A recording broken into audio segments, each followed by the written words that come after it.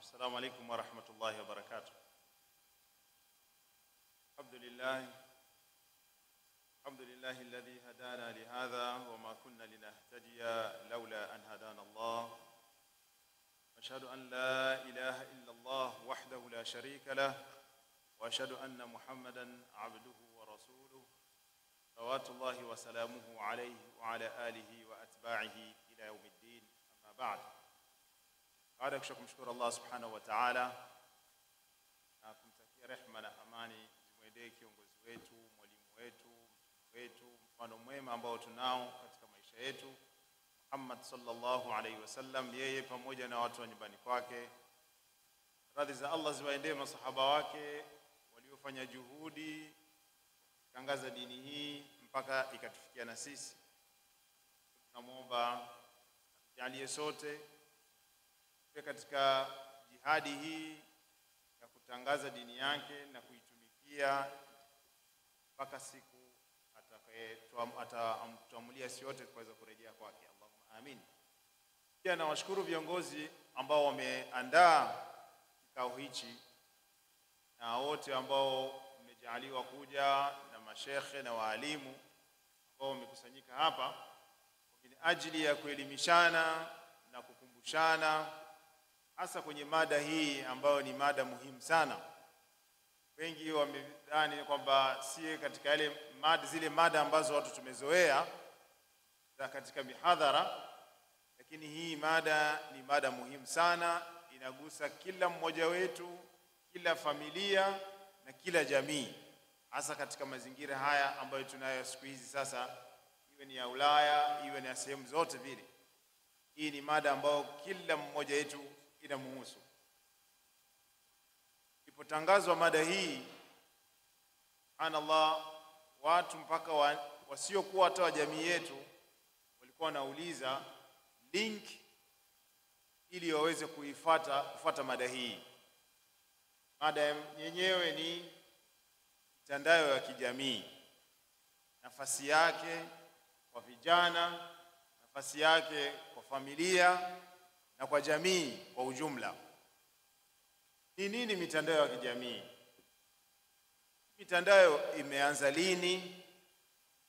Na hii mitandao iko wapi sasa, nafasi yake hivi sasa? Tunaona kwamba imeathirika sana mitandao hii.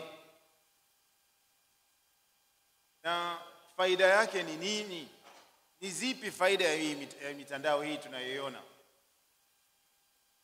Hasara au madhara yake ni yapi ya mitandao hii? Lakini vile vile, kwa sababu sisi ni Waislamu, tunatakiwa tupate mwongozo wa Kiislamu katika Qur'ani na katika hadithi za Mtume sallallahu alaihi wasallam. Tufanyeje na matukio haya au na teknolojia hii ambayo tunaiona sasa, ambayo inazidi kuendelea tena kwa kasi iliyokuwa kubwa? Haya ndio tutapitia insha Allah na mashekhe wetu wataalamu.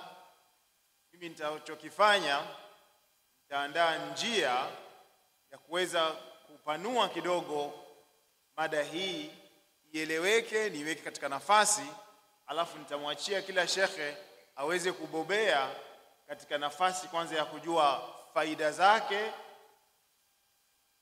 na vile vile hasara au madhara ya mitandao hii, na vile vile shekhe mwingine atazungumzia mwelekeo au mwongozo wa Uislamu. Hii ni kwa faida kwanza ya watoto wetu, kwa sababu tunaona mitandao hii inakwenda kwa kasi na tathmini au ripoti zinatupa hofu iliyokuwa kubwa, ambazo tutazungumza ripoti za baadhi ya nchi za Uingereza, za Ulaya, serikali na taasisi, kuona utumiaji wa mitandao hii ya kijamii vile ilivyo. Kwa hiyo tutapitia haya yote, lakini kwa faida kwanza tuelewe hii mitandao ya kijamii ni nini hasa. Neno lipi la kigeni ambao katika Uingereza wanasema social media, au katika Kifaransa les médias sociaux.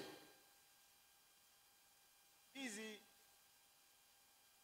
ni mitandao kweli ya kijamii, kwa sababu ni mawasiliano katika jamii, katika familia. familia, katika taasisi, katika jamii, yale mawasiliano ambayo yanapitika.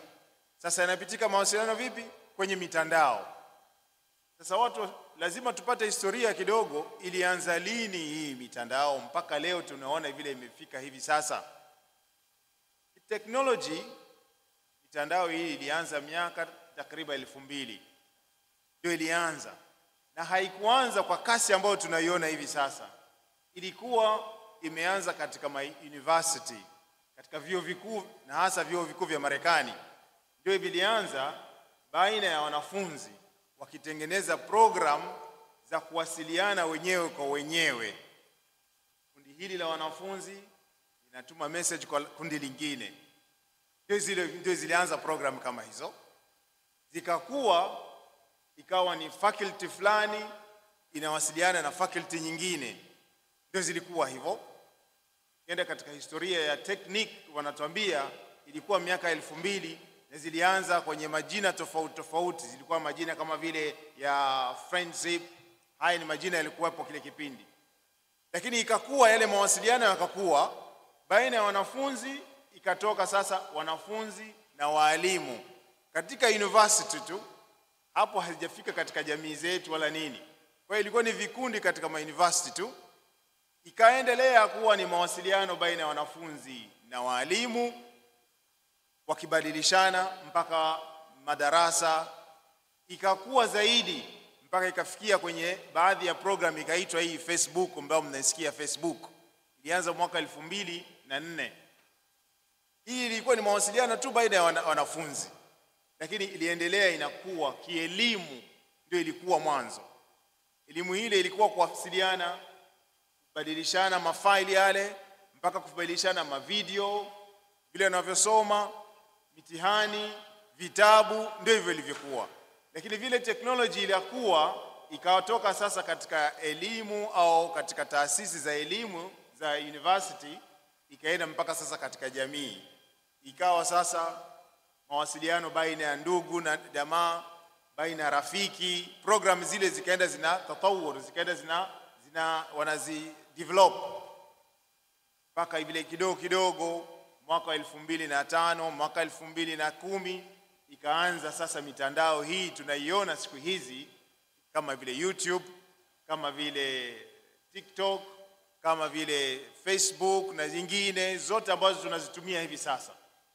Kwa hiyo historia tunaona kama mitandao ilianza kwanza kwenye university, mawasiliano kwa wanafunzi, mawasiliano baina ya wanafunzi na baina ya wanafunzi na walimu, na mpaka sasa imefika sasa kwenye kibiashara. Imekuwa kiasi kikubwa sana, imetandaa haya kiasi kilikuwa kikubwa sana. Kwa hiyo imekuwa sasa mawasiliano yamekuwa mazuri mpaka kibiashara. Mpaka sasa tunaona mengine imekuwa tena sio biashara au sio tu elimu, imekuwa sasa ni vitu vingine vya haramu vimekuwa ndani, ubadhirifu umekuwa ndani, magangi yamekuwa ndani, macrime, vitu vingine mbalimbali ambavyo vya uharamu vimekuwa sana. Mawasiliano yamekuwa hivyo, picha za uchi, picha za nini, yani imekuwa vitu vimezidi. Hii ndiyo historia ya maendeleo ya hii mitandao ya kijamii ambayo tunaiona hivi sasa. Sasa kinachotakikana ni kwamba utumiaji huyu ni lazima huo utumiaji wa nidhamu, uwe na uangalizi fulani, ili kuweza kulinda, kuzingatia maadili. Ni kama vile imekuwa ni soko sasa. Utakwenda huku utaona hichi, utaona hichi, utaona kizuri, kichafu, imekuwa ni sehemu zote. Subhanallah, statistics zinasema hivi, utafiti unatuambia kwamba zimeonyesha kwamba kuna uhusiano kati ya utumiaji wa hii mitandao ya kijamii na uongezeko wa nini, wa magenge ya vijana. Uhusiano baina ya utumiaji wa mitandao na uongezeko wa nini, wa magenge ya vijana, uhalifu, na mpaka wengine vijana kufika mpaka kujiua. Hizi ni tafiti sasa za sasa zinasema hivyo. Statistics zinasema hivi katika nchi ya Uingereza, na statistics zinapotoka Uingereza maana yake na Belgium ni hivyo hivyo, Ujerumani ni hivyo hivyo, Sweden ni hivyo hivyo, kwa sababu hizi zote ni nchi zina maadili yale yale, mtazamo wao ni ule ule. Wanasema kati ya vijana wa miaka 13 mpaka 17 hawa wako exposed, wanaona vitu katika mitandao ya kijamii ya kuhusu ubadhirifu, magangi ya crime, ya kupigana, fujo, vyote wanaviona.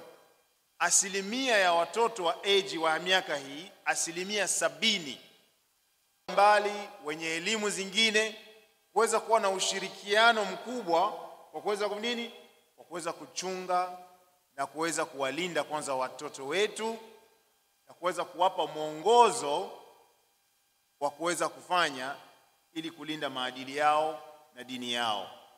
Kama hatufanyi hivi, basi tutegemee kwamba ni mmomonyoko mkubwa wa maadili kwa watoto utakaotokea, na madhara ni makubwa sana. Kama tutakavyoona, baadhi ya mashekhe wetu watatuambia madhara ya kutumia vibaya mitandao hii kwa watoto, kwa vijana, kwa familia, iwe ni kina baba, iwe ni kina mama, na hao wakishaharibika, maana yake ni jamii nzima inaharibika. Kwa hiyo tutaona madhara yake hayo, na vile vile tutaambiwa uzuri na faida ya kutumia vizuri mitandao hii ya jamii. Kwa hiyo haya ni majukumu ambayo tumeyabeba sisi wote. Wazazi wote, kina mama tumebeba, kina baba tumebeba majukumu haya ya kuweza kuwapa watoto wetu, kuwalinda na moto huu ambao tunauona katika familia nyingi, na kuharibika kwa watoto tunayaona sana katika jamii, iwe ni misikitini, iwe ni katika jamii zetu. Tunaona vile watoto wa kike na wa kiume wanavyoharibika, wengine wanafika mpaka kujiua kwa sababu yuko exposed na video za watu wanataka kujiua. Kwa hiyo haya yote ni mambo ambayo yanatuonyesha kwamba hii ni mada ya dini, hii ni mada ya kidini ya kuweza kuzungumzwa na kuweza kutahadharisha familia zote, na hasa kuchukua solution gani ya kufanya na mwelekeo gani wa kufanya kila mmoja wetu tuweze kuwalinda watoto wetu na moto huu ambao tumeambiwa katika dini, qu anfusakum wa ahlikumun nara. Enyi waumini, ilindeni nafsi zenu na nafsi za familia zenu, za watoto wenu na nini, na moto. Yule moto sio tu ule wa kule yaumul qiyama, bali moto unaanzia hapa hapa duniani. Kwa hiyo tuwalinde watoto na moto huu ambao ni moto mbaya sana. Tutaona vile moto na uchafu wa kutumia vibaya mitandao ya jamii inavyoharibu watoto kimaadili, inawaharibu mpaka saikolojia zao. Wengine wanafika kupata mpaka afya za akili, yani mental health, wanapita kupata matatizo ya kichwa kwa sababu ya utumiaji mbaya wa mitandao hii ya jamii. Sichukui nafasi ndefu, inatengeneza tu njia hii ili kuwapa mashekhe waweze kutuzungumzia kwanza uzuri na faida ya kutumia mitandao ya jamii, kwa sababu sio yote ni mambo mabaya, kuna mazuri. Na vile vile shekhe mwingine atakuja kutuzungumzia madhara yake ya kutumia vibaya mitandao hii. Hapo zamani hata television ilipokuja, baadhi ya mashekhe waliharamisha television kwa sababu ilikuwa inaonyesha vitu ambavyo vichafu.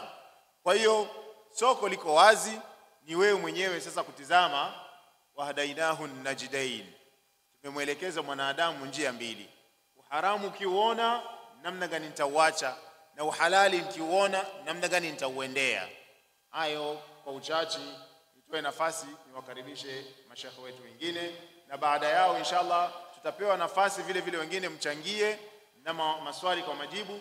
Sote tutashiriki pamoja katika kuchangia ili kuzidi kuelimishana. Assalamu alaikum wa rahmatullahi